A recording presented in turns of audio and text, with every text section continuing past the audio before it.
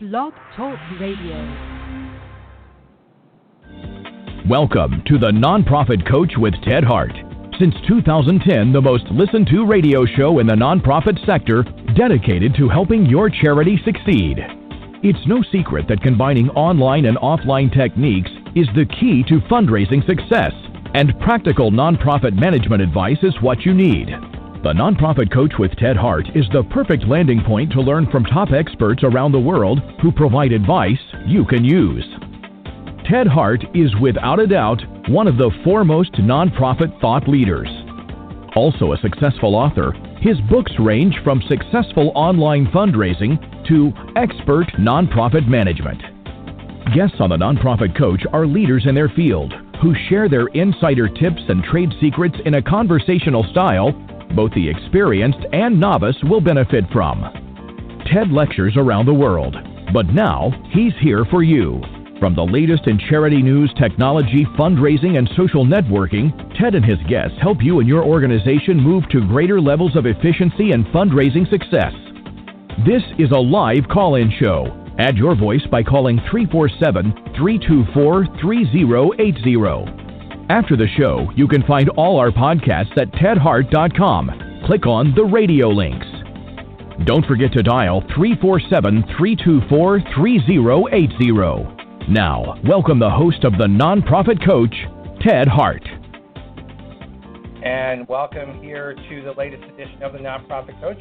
Thank you for joining us today. As the announcer mentioned, you can call in and ask questions of our guest today at 347-324-3080. You can also email me your questions at tedhart@tedhart.com. We're also streaming live over on Facebook today at facebook.com/TedHart. As always here on the Nonprofit Coach, we start with page one news.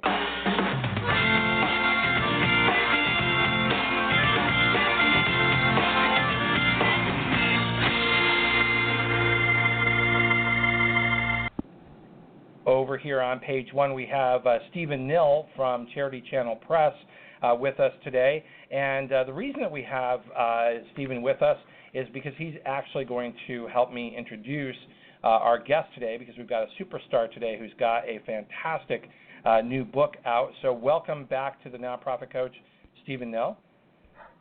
Ted, it's great to be here. Thank you. Now, you and the folks at Charity Channel Press have worked together with Julia Campbell, and because this is such an important topic, particularly I think this time of year as we're coming in to the holidays, as always, I think our producer Diane Peach has just timed this perfectly in making sure that my listeners have an opportunity to really learn from Julia. So I'm going to let you take it away, and we do have Julia waiting. So if you'd like to introduce her, we can bring her right into the show and get right into our topic today. So, Stephen, take it away. I'd love to. Thanks, Ted.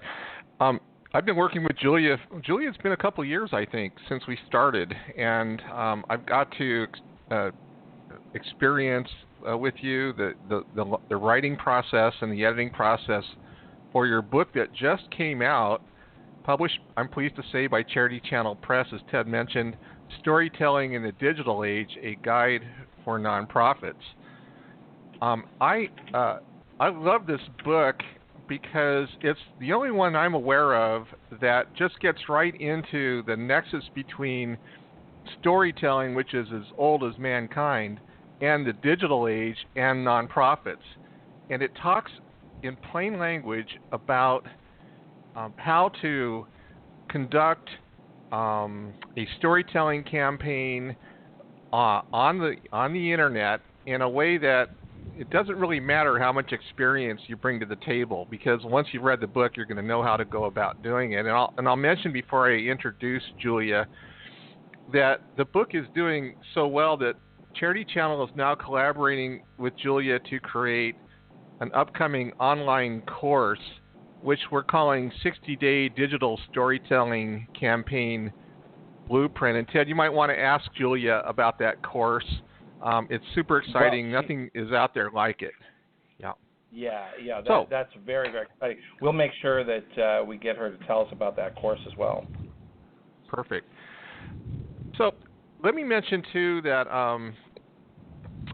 Julia was featured as one of 30 Masters of Fundraising, along with you, of course, Ted, in the recent Charity Channel's Masters of Fundraising Summit that was held September 25 through October 6th.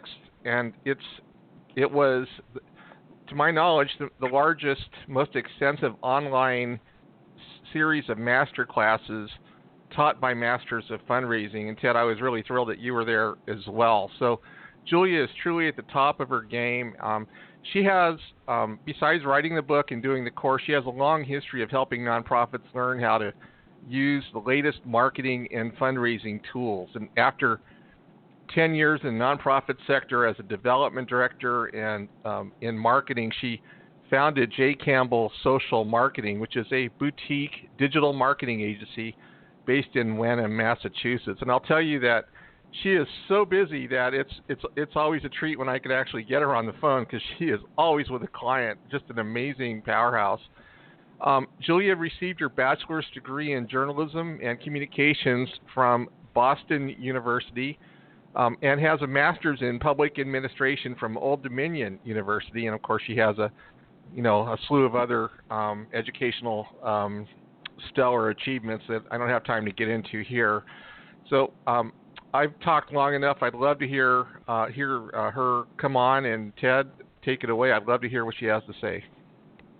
Absolutely. So let's go right on over to page 2. Welcome, Julia, and Steve. If you want to stay with us for a little bit before you have to go, we can properly greet Julia together. So let's run on over to page 2.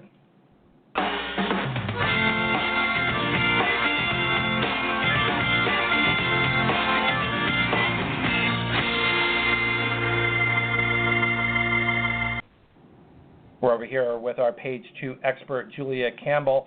Stephen Nill is still with us, but it's my pleasure to welcome Julia here to the Nonprofit Coach. Thank you. I'm really happy to be here, and thank you, Stephen, for that really, really very nice and generous introduction. That was very nice, but I also know that he was telling the truth about how busy you are and how it was not very easy to necessarily find the right slot for you here on the Nonprofit Coach. So I want to thank you for sort of bending your schedule to meet ours because, Julia, I think it is particularly timely for us to be speaking to our audience today about storytelling. As Stephen mentioned, storytelling in the digital age has a very specific place, but it also, Julie, and I'm just going to tee this up and let you sort of introduce the topic here. It also, even though we're nearly 2 decades into the use of the internet by nonprofit organizations, it is still a mystery of how to get that right. And the positioning of storytelling, I'm hoping, helps people understand how it's different than just a direct mail. So absolutely. Help us understand what's different in the digital age. Right. Well, when I wrote this book, just to back up, I wanted to address exactly what you're talking about, because what I had found, and I talked about it in the book, and I've talked to Stephen a lot about it, is that nonprofits tend to go tools first. So they tend to want to tweet first without knowing what they're saying, without having a plan, without really having buy-in, without having the context and the emotional connection and the story, the arsenal of stories kind of built up. So my book actually covers all about storytelling, making the case at your organization, building up your storytelling arsenal. What kind of stories do you need to tell? What kind of places can you find these stories? How can you tell these stories that will get people from passive to active? Doing all of this research in the beginning and really creating this firm base and this infrastructure for your digital campaign. And then the third part of the book is all about the tools. So it's not a book that's going to say, okay, go on Facebook and post this, or go on Twitter and post this. It's more an overview of how to use your website, how to use your mobile strategy, how to use your blog, how to really evaluate which tools you should be using, which tools tend to work best for what kind of story, that kind of thing. But I didn't want to go tools first, because I do feel like a lot of my clients run into that trap where they say, I want to start a blog, I want to start a Facebook page, I want to do a fundraising campaign. And this is before they've even told me what their mission is, what they're trying to achieve, does it fit into their overall marketing goals and their strategic planning goals, who's their audience, and all that kind of thing. So the book really walks a nonprofit even practitioner through that. Right, even before they're probably even conscious of the need to think through those. I mean, one of the things, as I read through your book, which is really excellent, and all of my listeners really need to have this book in their arsenal here. What I like about it, and you kind of alluded to it, is that this is not sort of a cut and paste book, which I really love. It's really sort of like a cookbook. It's really like these are the ingredients that you need, and you're sort of the chef, sort of the master chef here, who is saying, come to my cooking class, and I'm going to help you understand how to use all of these ingredients for your table, because there isn't just one way of serving that meal. And in your case, there isn't just one way to use Twitter. There isn't just one way to use email or social media. So is that sort of the right way for someone to approach this book? Exactly. It's funny you said that, because Roger Creaver of The Agitator, who I'm sure you know, really well respected blogger and fundraising expert, now it's crazy that he did this, he compared Storytelling in the Digital Age to Mastering the Art of French Cooking by Julia Child, which is one of my absolute favorite books of all time. Clearly, I don't think it's going to go in the annals of history quite like that book, but maybe it will. I don't know. But he compared it, and he used the exact same metaphor, that it's not a cut and paste book. It's not saying this is exactly the way your nonprofit needs to use this tool, and you need to tweet 5 times a day, and you need to post on Facebook, and you need to be on Instagram, and you need to do this, this, this, and this. The other thing I tried to do with this book is I really tried to address some of the common challenges, and I'm sure we'll talk more about that, to really help it be relevant to nonprofits of all sizes, but also in all industries with different audiences and addressing different social causes. That's right. So can we start off by, again, going back to sort of this food metaphor that maybe will work for our audience? Because I think in a lot of ways, our audience is hoping that they're going to see the fast food menu, that they're going to be able to sort of order up number 1, and that's going to then equal a certain number of dollars. But if I do, menu number 4, I get a certain number of dollars. That's not the case. This is as I guess Roger Creaver said, this is much more sort of like the art of cooking. This is really about sort of high cuisine. So what are the ingredients that are available to my listeners as they're starting to think about what they're going to put on the menu? I think the most important place to start, it's sort of like if you have the right tools, you can't really start if you don't have the right tools, and that would really be your plan. Now, I do a lot of talking in the book about goals and objectives and finding a target audience, and that might seem intimidating, but the reason I do that is because you can't figure out what you're going to put in your dish if you don't know what you're making. Like, you don't know, if you go to the store and you try to buy things off the shelf without knowing the end result that you want to create, it's not going to work. So I encourage people really to do some planning and think about, what does success look like for you? Why are you doing digital storytelling? Why are you using these tools? How is this fitting in with your plan? And then even just writing out a 1-page plan of, this is our goal. Okay, we're raising awareness. What does that look like? What does that mean? What does success mean in terms of raising awareness? Or we want to use stories to raise more funds at year end. Okay, what does that look like? How are we going to do that? So I think really focusing on the goals, and then we move on to the strategy, which includes the different items that you're going to need to purchase, and then how you use them, I guess, would be the measurement and kind of putting them all together. That's so right. I like that That's metaphor. right. And, yeah, I do as well. And one of the things that I really like about your book is that you put the emphasis on storytelling in the context of the use of sort of digital media and social media. And this is something that we've talked about on this show many, many times because as you sort of start out, what's the outcome? And I think a lot of my listeners would jump to, well, we need more money, so we need these people to click through, and we need them to make a donation. And of course, that's always the case. But my response to that is often sort of like, well, get in line, because so does everybody else. But that can't just be the only outcome, because you're not thinking long term. And if you're going to be successful, and I want to ask you to sort of weigh in on this. One of the things that I've told my audience so many times is that if you want to be engaged, if you're going to be engaged in social media, you have to be prepared to be social.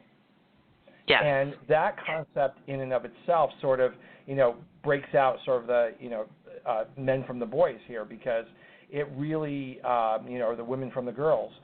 Because if you're going to step up and you want to use these tools, so you said we start off with these tools, you need to understand the unique nature of these tools, because the other thing that I've shared with my audience many times is that email is not just electronic direct mail. Understand the difference. So if you agree with those concepts, that you really have to be social and email is not electronic direct mail, help my audience understand why those are truisms, and how does that tie back to the cookbook that you've prepared for us?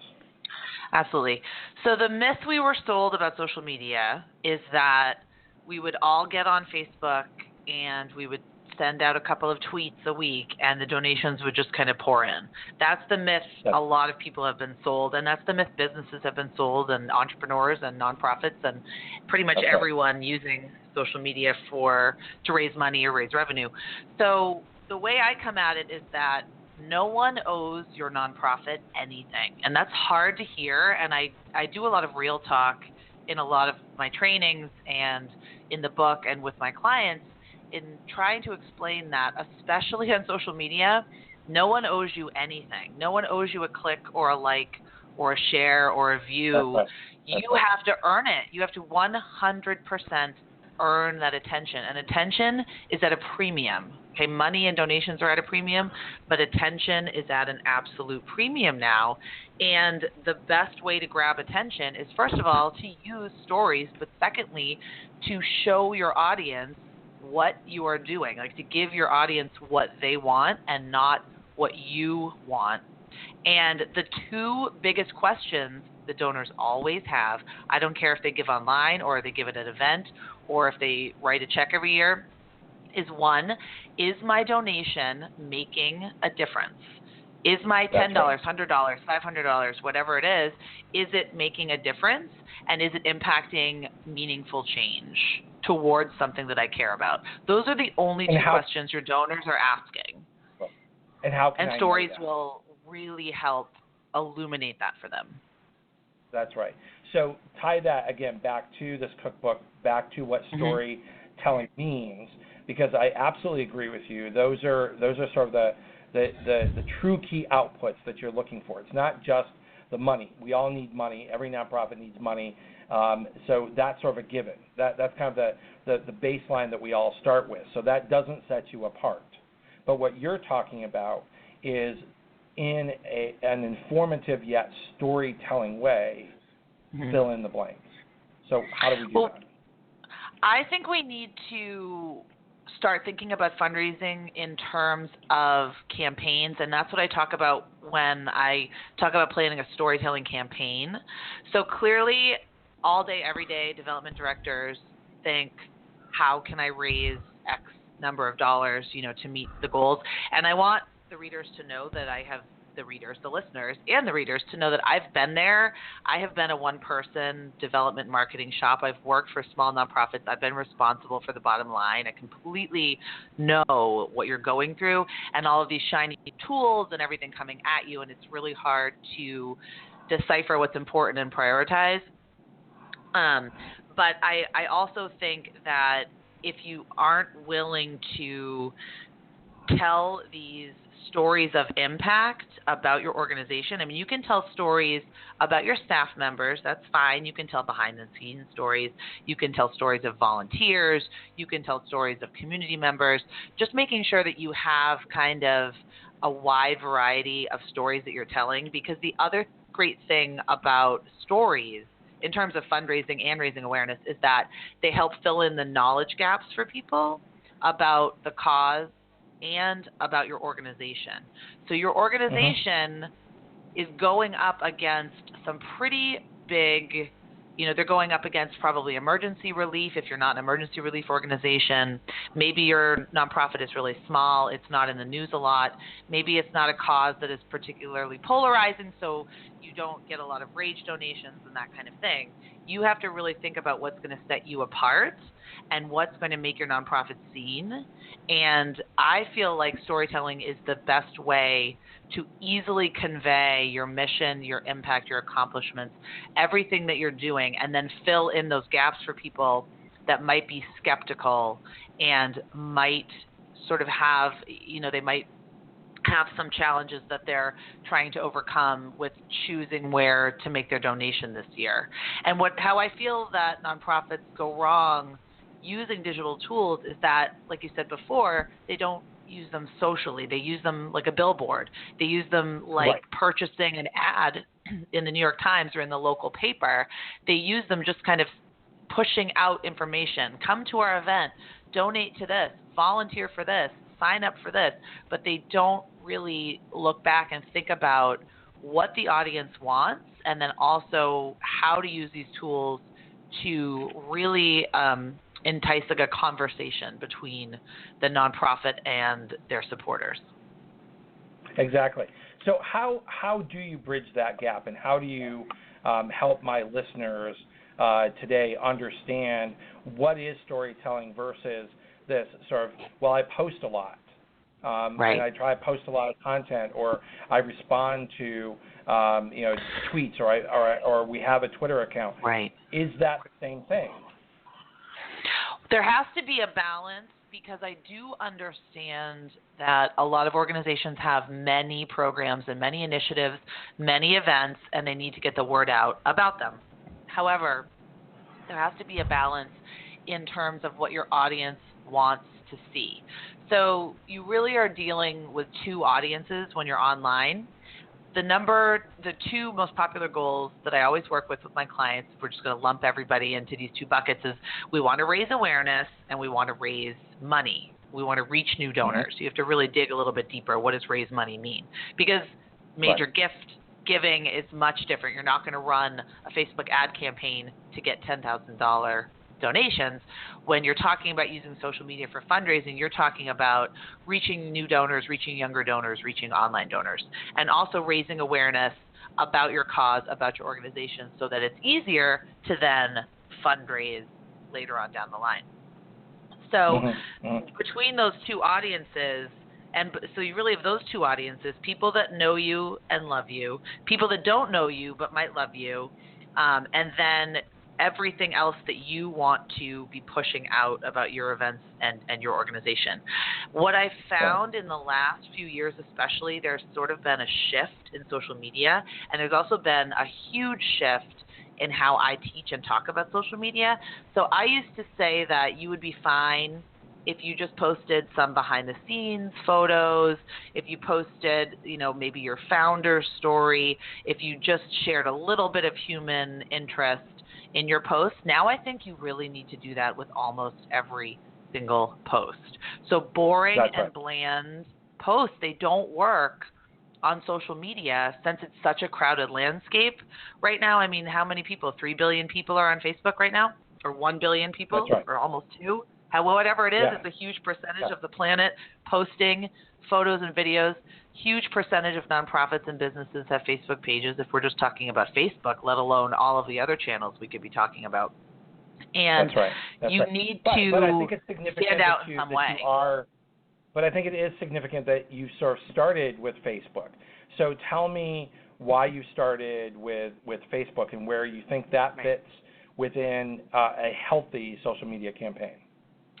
It's interesting. I have many opinions about Facebook, but I think that it's a network that most nonprofits are pretty familiar with because of how many people use it in their personal lives.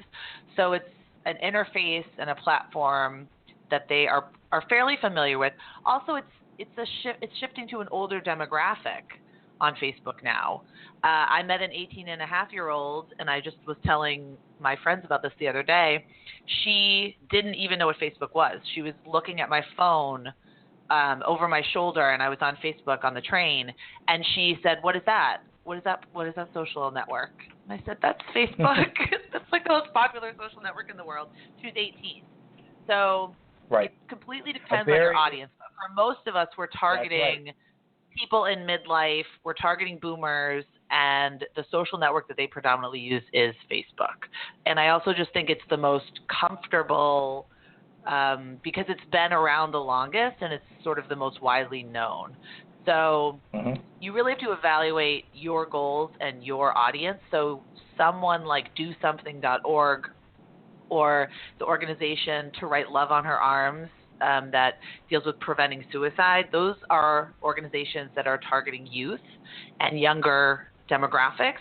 So they would probably want to expand outside of Facebook a little bit, but just based on popularity, based on ease of use, based on how people are familiar with it now, and they understand that nonprofits are on it, and they know how to register for events, they know how to click on links, they are pretty comfortable with the platform and they feel safe on it. That's why I just tend to think that organizations can leverage it. Well, and I think in terms of leveraging, so let me just share some details because I think you're right. And anecdotally, those of us who either have children in a younger, age group that you're talking about, or a little bit older, I think anecdotally we know that their attention. I mean, I know from my children, their attention is much more sort of on Instagram or Snapchat and programs like that. And much less on Facebook than it used to be. However, and we'll post this over on Facebook for everyone. The demographics that are shared widely by Facebook is, first of all, that they have reached 1.65 billion monthly users. So as you said, that's a huge audience. And they're saying that they have more than 1.09 billion daily users. So so that's significant. They also are 76% of all female identified U.S. Internet users use Facebook. 66% of male identified Internet users use Facebook. But they're also saying that the largest demographic on Facebook are ages 25 to 34, which is a prime target demographic for marketers. So within that age group, prime target.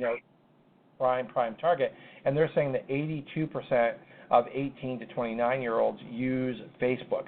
But I think it's a shifting demographic, and it's one that is less saturation, because I think that while it's likely, as they're showing, I don't think there's any reason for us to doubt their demographics here, it is certainly an audience that is becoming more diverse.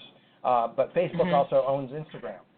So, so what is sort of the Facebook universe is much greater than just the use of Facebook. So I think that's important. So Julia, we're going to take a very quick break, and when we come back, I do want to get back to sort of the cookbook and specifically preparing our listeners for their fall and holiday campaigns, and we'll be right back.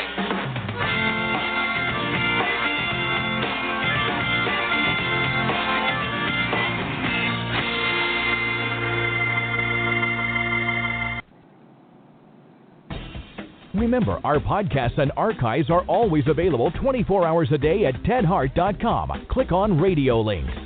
If you're listening live today, the phone lines are open. Call in and ask a question by dialing 347-324-3080. Now, back to the Nonprofit Coach with Ted Hart.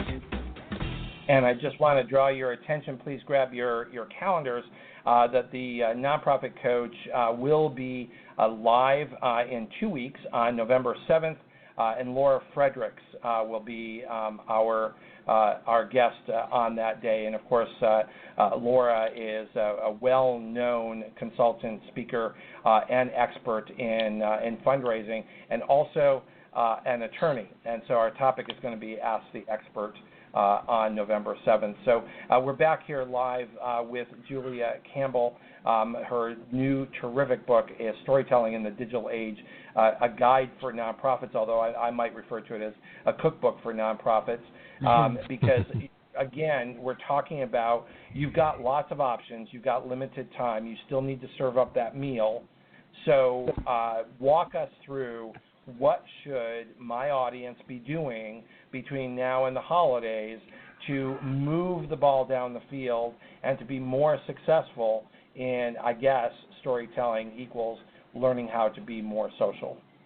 Sure. I'm going to quickly ask if, Julia, do you feel like this is a place where you could talk about the storytelling campaign concept that you're pioneering? Yeah. That's great. That's great timing, Stephen. Thank you. Yes.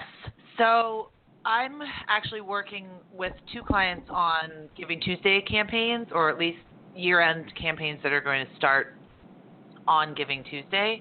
And some of the ingredients that go into a successful campaign like that, first of all, you need a start date and an end date. So when I talk about preparing a campaign, the first part of the 60-day campaign is, first of all, collecting, figuring out when you're going to launch your campaign and putting it in gold Sharpie on your calendar, making sure that it's at least 60 days from now. So my formula is not really going to work if you want to start a Giving Tuesday campaign. You're going to have to cut everything in half because, of course, Giving Tuesday is right around the corner. But it would definitely work. Yeah, it would work. It would work. Like elements of it will work if you are already planning a campaign, or if you have something in process. So some ingredients that you can take from it are creating a group of storytelling ambassadors and getting them enlisted, getting them catalyzed, and giving them the material. So what do I mean?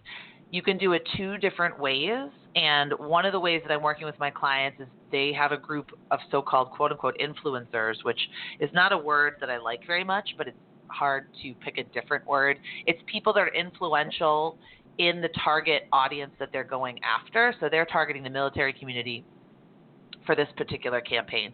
And it's bloggers, it's people that have radio shows, it's podcasters, it's people that would make sense to help them spread the word and help tell the stories about the campaign and help them really raise money at the end of the day, but really spread the word. And then once we've identified this group of people, then we have to create the social media toolkit for them, which is another huge element of the campaign, where you create all the digital assets for them. So you really write the tweets for them, write a sample Facebook post, make visuals. If you have a video, you share the video file, and you give them all the information and tell them exactly what to do with it. So where I think a lot of organizations kind of fall flat, especially on Giving Tuesday or with year-end holiday giving, is that they just sort of send out an email to everybody and say, hey, everyone, please tweet about this, or hey, everybody, we're going to do a Giving Tuesday campaign. Could you share something? They don't really have a targeted group of people that they're asking. No one's really being held accountable. They're not really explaining exactly what they want people to do. So the more specific that you can get with your instructions, especially around this, and the smaller, more targeted group of people that you can use and really use them as your storytelling ambassadors to get the word out about the campaign and about the stories that you're going to share during the campaign, that is an absolutely key ingredient I found to success, especially with a small nonprofit that has one marketing person, one development person. So a huge part of the campaign is getting the right people in place. Right. If they're lucky, if that's not the same person. But this all so sounds familiar, right, Julia? I mean, this is so. Put this in the context of sort of a traditional fundraising campaign, or a major gift campaign, or a capital campaign, or even a fundraising campaign, pre-internet. the first Right. thing that any really good development officer would do is to find out who in their community has influence, who has a Rolodex, who can make phone calls, who can invite people to their home, and people who might make a contribution themselves. So I think what's so brilliant about your cookbook and what you bring people together, and in your book you refer to them as super fans, is to pay attention to your own social media network, whether it's small or it's large, in terms of who has chosen to join your community and what do you know about them. Well, that's sort of fundraising 101, that's development 101, is to pay attention to who likes you, who lots of other people listen to. So if they post something, pay attention. Someone posts a photo, okay, and that photo has nothing to do with you, but they're part of your network. They said that they like you. Maybe they've even tweeted about you in the past, or they have posted something that you've asked them to post in the past. But when they post something, they get 500 likes, okay? Mm-hmm. And you post something and you get 25 likes, including your mom, okay? And so weigh those two differences. You have a super fan who has an audience. What you're asking them to do is include your message to the people who rely on them. They're going to know how to engage their own audience much better than you. But if you've never done the homework, if you haven't taken a look at your various social media outlets, so I think back to your point is Facebook is significant and Facebook is large, and I think it's arguable that you would be making a mistake to ignore Facebook. Mm-hmm. But you also should be paying attention to who is in your audience. Do they have a larger voice on Instagram? Do they have a larger voice on another social media platform? And do you have a small voice there? Can you borrow part of their voice? Will they lend part of their voice? And that's what you're talking about here, right? But it is sort of going back to basics and understanding that it always worked, it still works, but you've got to do the groundwork. You've got to do the prep. You're never going to meet your own potential if you're the one who's posting everything. If you're the one who's sending out every single email, you're speaking to a very limited audience, and you're failing to understand the social aspect of social media. So I've said a lot there, but unpack that and tell me where that fits, because it seems to me that that's the crux of your book. Yes. So talk about going back to the basics. I mean, the very basic nature of human communication is all around stories. And that's how we communicate. That's how we remember things. Think about all the best speakers you've seen. Think about some great TED Talks that you've seen. Think about if you're just meeting a friend for coffee, or when your partner comes home after a long day, or if you're talking to your children about a complicated concept. Stories. That's how human brains process information. So really that gets back to the very basics of human communication. But the principles of fundraising, I think, have gotten lost in our just fervor and our hysteria around social media tools. So social media and digital tools have completely, utterly revolutionized the way humans communicate, the way we learn information, the way we look for information, the way we share things that matter to us, the way we express our values. That's true. But the principles, especially the principles of fundraising, remain 100% the same. It's all about relationships. It's about building trust. It's about being authentic. And it's just getting the right message to the right people at the right time. That's the basic principle of marketing. And it's one of the basic principles of effective fundraising. And that's what I try to convey in my book, is that storytelling and social media, those are trendy terms right now, but building those relationships and cultivating those relationships using these tools, just use the tools as a means to an end. The tools are not an end in itself, if that makes sense. I did want to add something else about working with the storytelling ambassadors, influencers, champions, whatever you want to call them. Just make sure that you're very thoughtful and strategic about it. What I think happens is that organizations say, oh, I want Justin Bieber to tweet about this, or I want Ellen to tweet about it.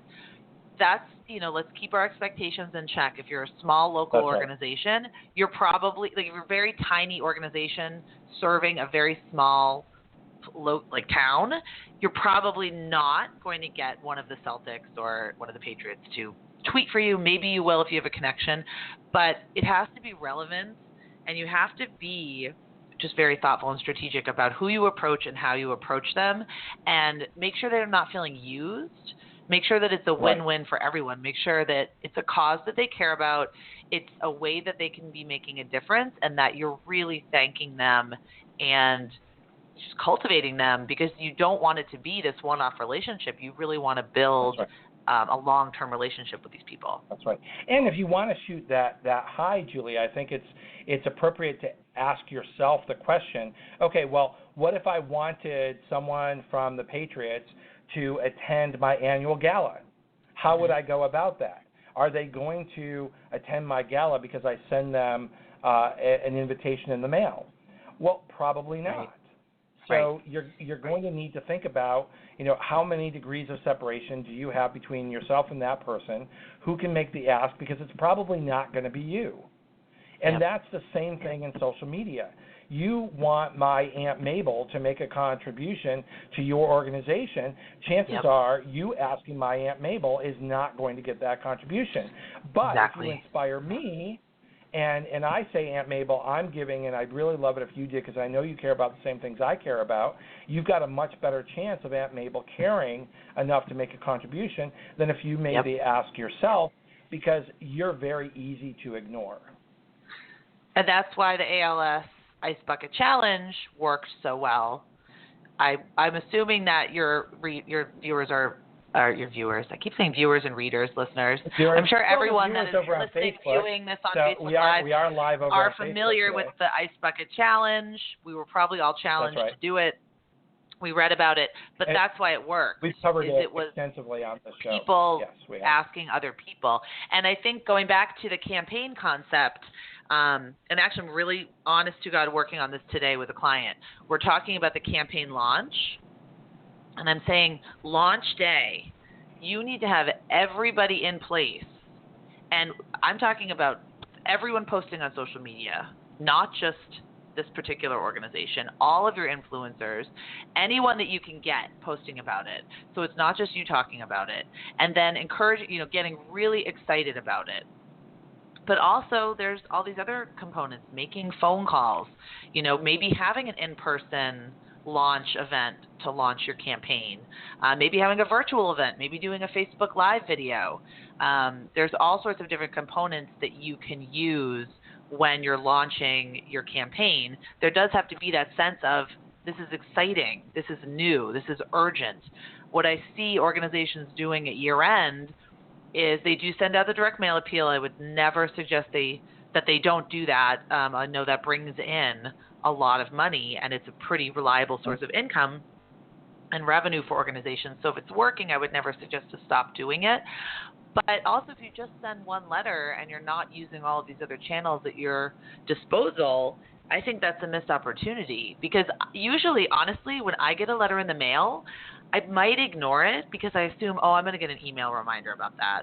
Or, I'm going to see a video. I'll see them on social media. I just assume that I'm going to get more touch points. Right. That's so right. I think all of these elements need to be coming together when you launch your campaign. Marketing needs to be working with fundraising. Maybe it's the same person. But regardless, everyone needs to be on the same page. When are we going to do this Facebook Live video interview with the executive director to launch Giving Tuesday?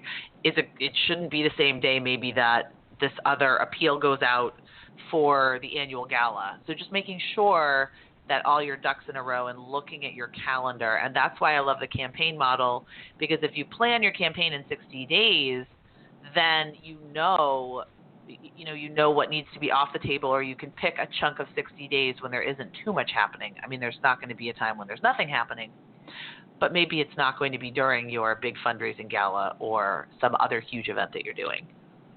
Right. So it's really a question of how do these different tools, as you said, these tools that are available to you, it's now a question of how do they interact with each other, because it's no longer either or. I think, back in 2000 when I started the Philanthropy Foundation, or, back, more than 7 years ago when we started this radio show, we were talking about sort of the future state of the use of the internet, use of digital media. But that, Julia, that ship has sailed.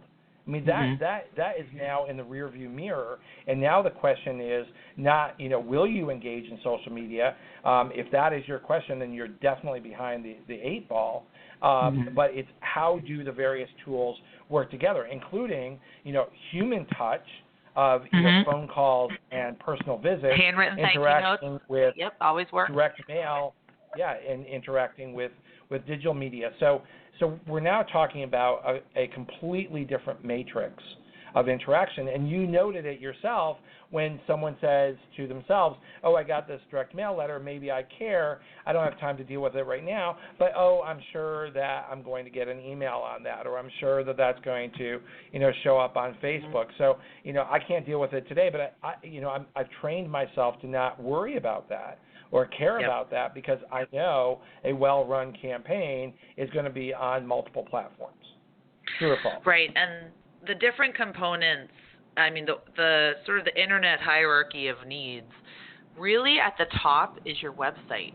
So people get very hung up on, should we do a Snapchat campaign? Should we buy Instagram ads? Should we be posting in LinkedIn groups? And I say, well, how is your website? What does your website look like? Right. Because that is your most important fundraising collateral. Because honestly, what if I hear a story about you on Blog Talk Radio? What if I hear a story about you on NPR? What if I, hear someone talking about you in the grocery store? I'm going to Google you. I'm going to either ask my phone or Alexa, whatever device I have, to look up your organization. And if I can't find the information that I'm looking for on your website easily and quickly, I'm going to leave and probably never return to your website, just because people get very busy. Your website has to be designed for your visitor, and it also has to have a way to kind of collect people's information, which would be email address, hopefully, get our updates, read more of our stories, connect with us, however you want to phrase it.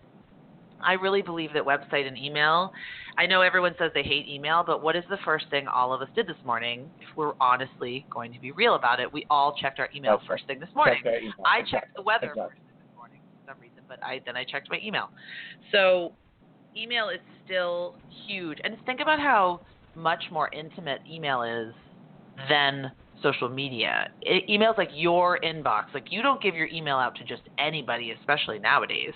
It's much more of an intimate relationship. So if someone's giving you their email, you need to be a good steward of that email and send them relevant, interesting information. That's right. I think that's absolutely. And Julia, but you've also you've now sort of brought us to this discussion of various platforms, and one of the things that our listeners should certainly understand is there's something else that's in that rearview mirror, and that is the number of global users of mobile versus desktop. Mobile surpassed desktop back in 2013, 2014.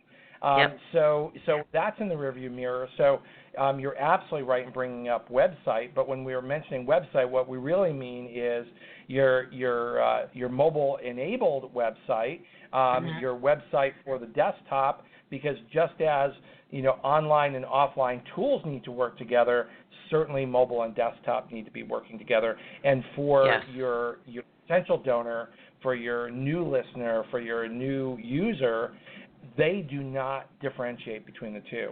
And if you are, if you're not providing a very good experience in both places, you're losing an audience.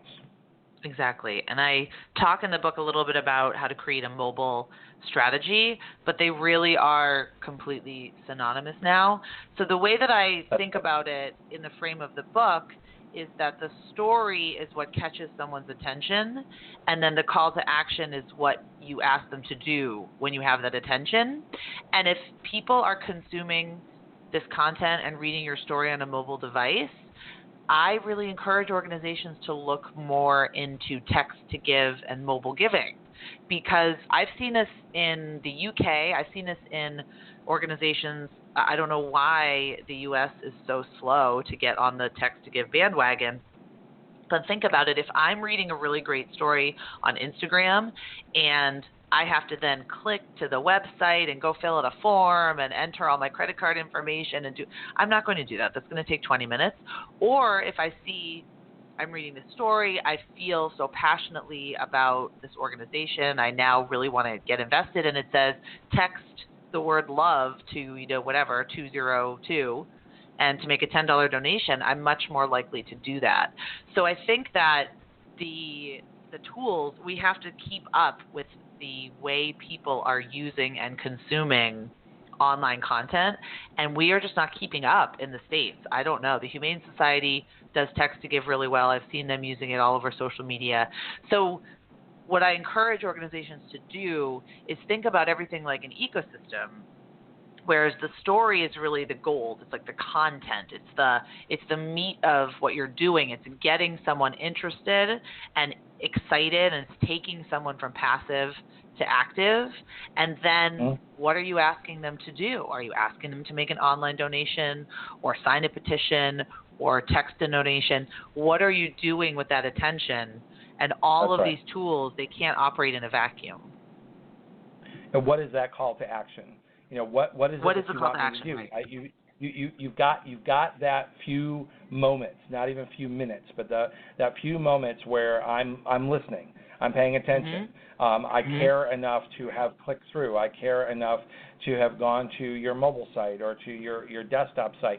What do you want me to do? And if that what you want me to do in that moment is seriously the only thing that you can think of is to ask me for a gift, you're missing the point. You're not being social. Again, going back to where we started today and where you started, with this book about storytelling, is that if all you're going to do is ask for money, again, get in line, because there are lots and lots of organizations that need the money. But some organizations are doing an outstanding job of telling the story of why your money matters, of how you can make a difference, of how you can connect in a way with other people who care about that. Well, that's far more noteworthy, and that is going to draw me in to what I'm looking for, because I might want to be a part of a community. I want to hear about that story. As you said, it's the most natural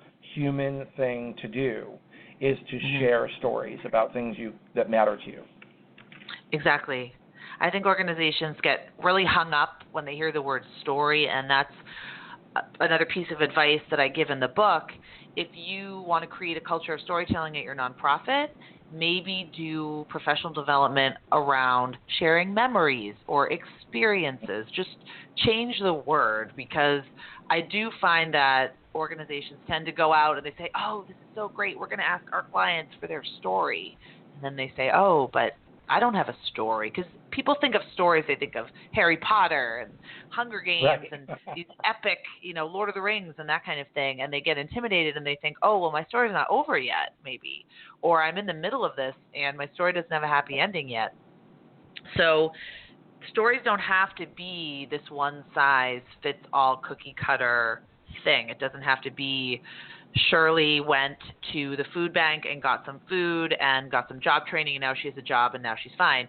That doesn't have to be your organization's story. It could be someone that's been out of the program for 20 years and had a relapse, or it could be a donor. It could be a donor and why they give to your organization. I've seen fantastic things done on Giving Tuesday around gratitude and around showcasing donors. I saw a video, and I wish I remembered the organization's name.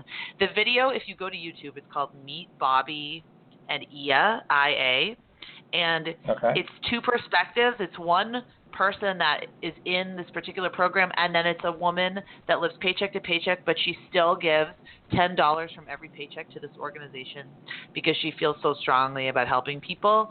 So we get hung up on, we've got to, highlight maybe our major donors or this rich person in the community.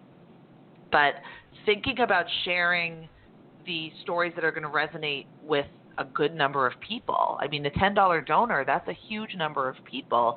And if they see the story of another $10 donor and how good it makes them feel and how much of a difference it makes.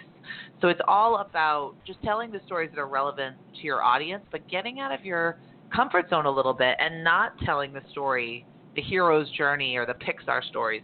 You know, the Pixar movie producer wrote a fantastic book on storytelling, by the way, but we don't all have stories like that to tell, and some of our stories are still in process. And I think, and you alluded to this earlier, is, you know, I think sort of the more gritty, the less polished, the less scripted, but yet in manageable bites is going to be far more palatable and interesting, and is going to draw more people than something that looks like it was Hollywood produced. Absolutely. And people love local stories. Those work best. I always hear complaints from small organizations that they're too small, you know, they can't get in front of a lot of people, they don't have good stories to tell, they can't compete with the big organizations. And I feel like giving is kind of going more local now. So if you are a local food pantry or a church or, you know, whatever it is that your mission is, you should be trying to use stories of people in your community. And a good example is the local YMCA where I am a member. They had a fantastic fundraising campaign where they took pictures of the members. You know, obviously we all agreed to do it. And then they put us on posters with reasons about why we give. So you go to the Y and you see these posters about why other people give, and it's your neighbor, or it's someone on the treadmill next to you, or it's your teacher, you know, the teacher at the preschool. It was amazing, and I was thinking they could have easily done this cheesy campaign with stock photography and people that we don't know, or celebrities, but they did. They featured the actual members, and they did this amazing fundraising campaign of their stories, and I just thought that was incredibly effective. And it's real. Listen, Julia, this is fascinating, and you really need to come back, but we only have 3 minutes. Oh, sure. So I did want to ask you very, very quickly just to, we've posted, or Stephen has posted over on Facebook, the link to a program that you have coming up, Storytelling in the Digital Age, a guide for nonprofits, where our audience can sign up to be notified once the course launches. So that link is posted. We've also posted over on Facebook a bunch of the things that we talked about today regarding Facebook and mobile, and a link to your site, jcsocialmarketing.com. So I'm going to leave it to you to talk to us very quickly about the free course that people can register for in 2 minutes, making sure that my audience knows how to reach you. Okay, so the course I'm developing is going to walk you through step by step, give you an actual blueprint for your organization, how to create your own digital storytelling campaign and launch it in 60 days. And it's going to go modules through, you know, every 5 days. So what do you need to do this 5 days, this 5 days, this 5 days? Calendars, templates, worksheets, brainstorming. I mean, it's going to be chock full of information. But what I wanted it to be was kind of a plug and play method for organizations that really need that handheld, that hand-holding step-by-step guide. So I love my book. I think my book is amazing, but this is going to even be more actionable than what's in my book. It's going to almost take my book and boil it down to this is like the GPS for your digital storytelling campaign. Right. So the book is the cookbook, and now you've got the cooking class. Yes, perfect. That's such a great metaphor. Thank you. So, and how can my audience reach you, Julia? You've just been an outstanding guest today, and I can't thank you enough. Thank you. Yeah, my blog, you mentioned it. I blog every week, jcsocialmarketing.com. There's a lot of great free resources on my website, and I'm always on Twitter at Julia C. Social. So join me there. Terrific. Julia Campbell, thank you for being my guest here today on the Nonprofit Coach. Stephen Nill and everyone over at Charity Channel Press, thank you for this amazing book and for the course that will be coming soon. That is our show. Please join us again in 2 weeks for the next live Nonprofit Coach. You've Thank been you so listening much. to the Nonprofit Coach Radio Show with Ted Hart.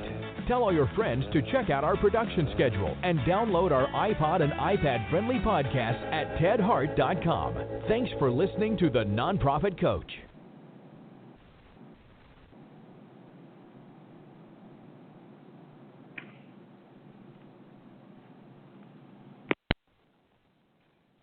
Have you Googled yourself lately? Are there negative posts from an ex-employee or from a former client? Maybe an outdated news article? Search engines don't always get it right. But right or wrong, it's your reputation on the line. That's where Reputation Defender by Norton comes in. Take control with Reputation Defender. Their cutting-edge approaches help you to wipe away unwanted information in your search results. They also promote the good stuff. You can start by getting your free Reputation Report Card at ReputationDefender.com or call 800-811-4975 to speak to an expert. Top reasons your career wants you to move to Ohio. So many amazing growth opportunities, high-paying jobs in technology, advanced manufacturing, engineering, life sciences, and more. You'll soar to new heights, just like the Wright brothers, John Glenn, even Neil Armstrong. Their careers all took off in Ohio, and yours can too. A job that can take you further, and a place you can't wait to come home to. Have it all in the heart of it all. Launch your search at callohiohome.com.